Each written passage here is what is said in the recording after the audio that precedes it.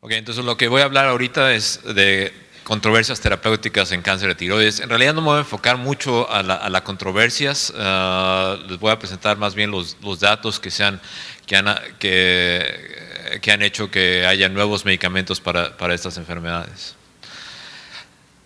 La verdadera controversia es cuándo iniciar terapia sistémica. La mayoría de estos pacientes, aun cuando tienen enfermedad metastásica, es una enfermedad que avanza lentamente y muchos pacientes pueden vivir décadas sin ningún tipo de tratamiento y nada más estar observándolos. Siempre es como en todos los cánceres, pero un cáncer como este que tiene una sobrevida tan larga, es un balance entre los efectos adversos del cáncer, los efectos adversos iatrogénicos que causamos nosotros con los medicamentos.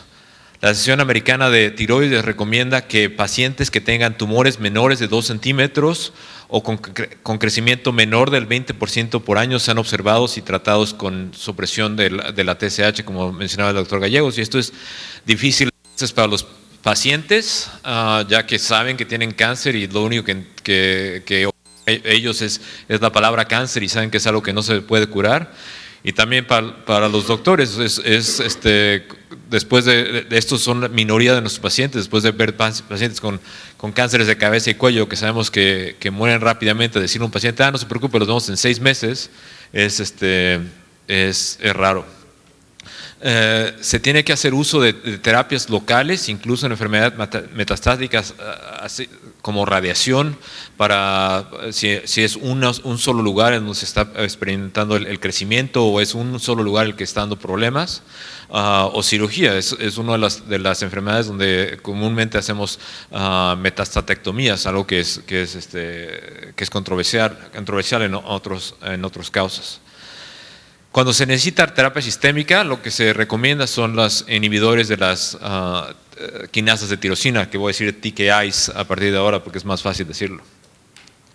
El problema es cuál de estas múltiples TKIs. Hay varios estudios, tanto de fase 2 como de fase 3, que han demostrado que múltiples de estos tipos de medicamentos inhiben el crecimiento.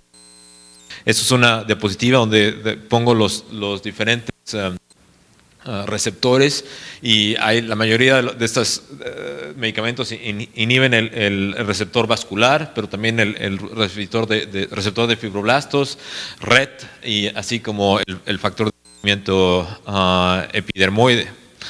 No hay ningún estudio que haya comparado estos medicamentos uno contra el otro y muy probablemente nunca, ya que estos medicamentos son de compañías farmacéuticas diferentes y ninguna va a apoyar un estudio de este tipo.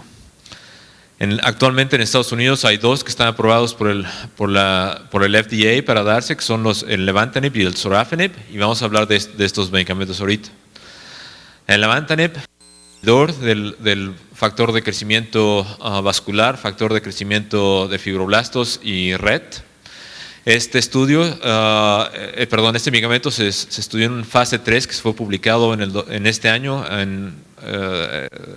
alrededor de la primera. En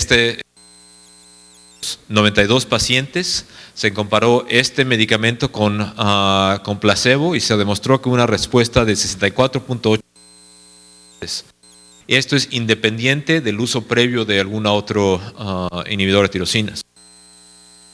Hubo una mejoría en la sobrevida libre de enfermedad de 18.3 comparado con 3.6 meses con placebo, con una tasa de riesgo del 0.21. Pero estos medicamentos no son fáciles de tolerar. El 14% de los pacientes discontinuaron el medicamento por efectos adversos. Esta es la curva de la sobrevida libre de enfermedad y como vemos en la raya azul, la que es obviamente la superior, es dramáticamente comparado con... No se demostró una mejoría en la sobrevida y lo más probable es que nunca se vaya a demostrar la mejoría en la sobrevida porque estos pacientes, la mayoría de los pacientes que tratados con placebo cruzaron al tratamiento con Levantinib, entonces esta sobrevida se va a perder.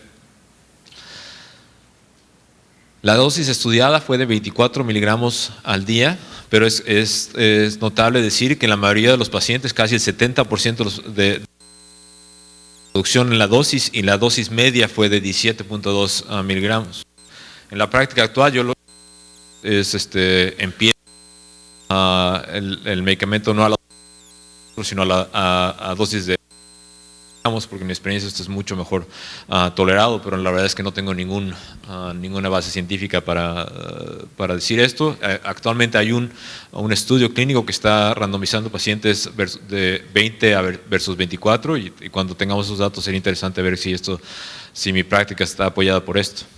Los efectos adversos más comunes son hipertensión, que se desarrolla en el 67, casi 70% de los casos y es de grado 2 o mayor. En el 41.8% de los casos, grado 2 o mayor en hipertensión, quiere decir que los pacientes tuvieron que 2 o más medicamentos antihipertensivos.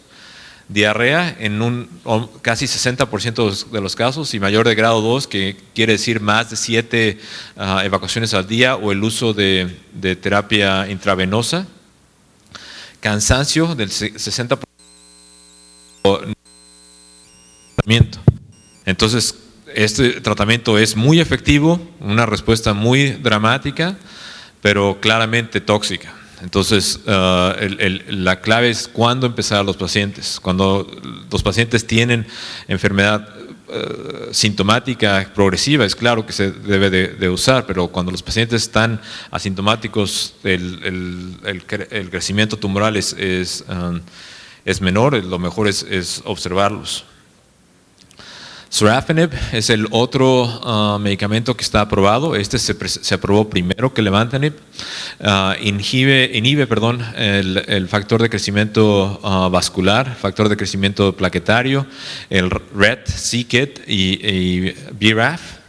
En un estudio de fase 3, publicado hace 2 años, también se comparó 427 pacientes y se le comparó, a 2-1 a placebo. También mejora la sobrevida libre de enfermedad de 10.8 meses comparado con 5.8 meses en el caso de placebo. La respuesta no es tan dramática en estos casos, solo de 12.2%. También tóxico, una reducción por efectos adversos fue llevada a cabo en el 80% de los pacientes y casi el 20% tuvieron que parar el tratamiento por efectos adversos. Hay una parte de los pacientes de cáncer de tiroides que tienen anormalidades en BRAF y se pensaba que tal vez estos pacientes iban a responder más a Sorafenib, pero esto no se demostró en este estudio. Pazopanib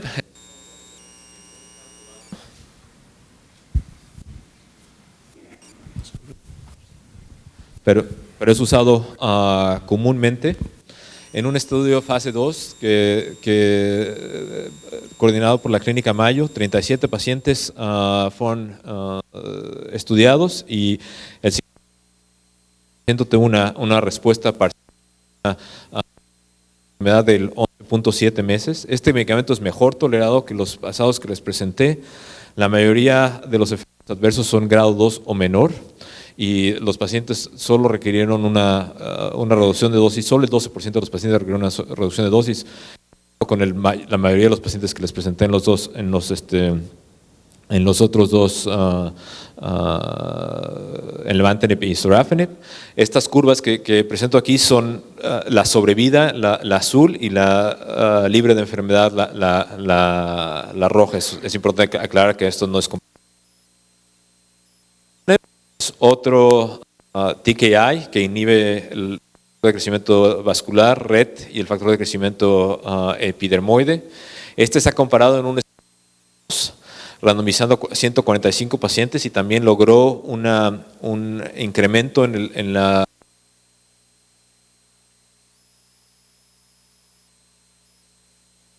con un factor de riesgo bajas. del 8% en 6 pacientes. Y aquí cabe aclarar que las respuestas en placebo fueron de 4 pacientes con placebo respondieron, lo cual obviamente no es que respondía al placebo, es que esto es una enfermedad que varía tanto que incluso no tratándolos podemos ver respuestas.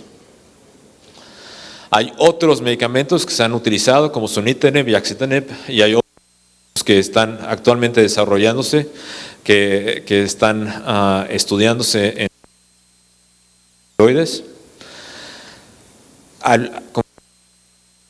que tienen anormalidades moleculares, como anormalidades en el BRAF, en específico el defecto B600E. Este defecto también se ha visto en cánceres de pulmón, de melanoma y colon, y en específico en cáncer de pulmón y melanoma, el tratamiento con inhibidores de BRAF lleva a un aumento del control terapéutico. Por eso se han hecho varios estudios. Uno de ellos es vemurafenib, es un fase 2 que demostró una respuesta de 38.5%. Este estudio fueron dos brazos, uno que era pacientes que eran vírgenes a tratamiento y el otro paciente que con otros inhibidores, y la respuesta de 30 pacientes que no habían sido tratados y el 27.3 en pacientes que habían sido expuestos a otros tirosinas. Dabrafenib es otro inhibidor de BRAF. Se ha estudiado en un estudio fase 1 de múltiples cánceres, de los cuales 14 tenían enfermedad de cáncer de tiroides y 4 respondieron. Dabrafenib con trametinib, que es un inhibidor de MEK, ha sido aprobado para el uso en esta combinación en pacientes con anormalidades en BRAF en melanoma, y en el ASCO anterior, en este verano, descubrimos que también en pacientes con cáncer del pulmón y BRAF, anormalidades de BRAF, esta combinación es activa, y actualmente se está haciendo estudios con esta combinación. Otra anormalidad que se ha visto frecuente parecer en el 10 al 20% de los casos es anormalidades en el gen TRK. Y esto actualmente en mi centro hay un estudio que estamos investigando todos estos pacientes, sobre todo los de histología papilar, a ver si tienen esta anormalidad. La quimioterapia no es raramente usada actualmente con estos nuevos datos, pero sí sabemos que la doxorubicina es eficaz, y estudios en los 80 demostraron una respuesta hasta casi el 50%, entonces también se puede usar, así como el Taxol. En cáncer medular de tiroides, también no hablamos mucho de la etiología en esta plática, pero la mayoría y RET puede ser inhibido por diferentes TKIs, por lo cual hay 2 que actualmente están aprobados. Vandetanib, en un estudio de fase 3 comparado con placebo, la respuesta fue del 45%, con una sobrevivencia libre de enfermedad del 30 versus 19.3 meses.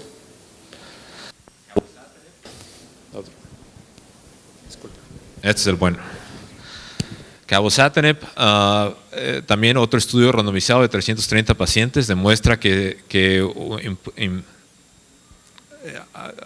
aumenta la respuesta libre de enfermedad de 11.2 comparado con 4 meses. Entonces, estos 2 medicamentos están ahorita aprobados para el tratamiento del cáncer medular de tiroides. El cáncer de tiroides anaplástico, eso es la oveja negra de la familia. Aquí el pronóstico es extremadamente pobre. Quimioterapia se puede usar, pero las respuestas son pocas y son no duran mucho.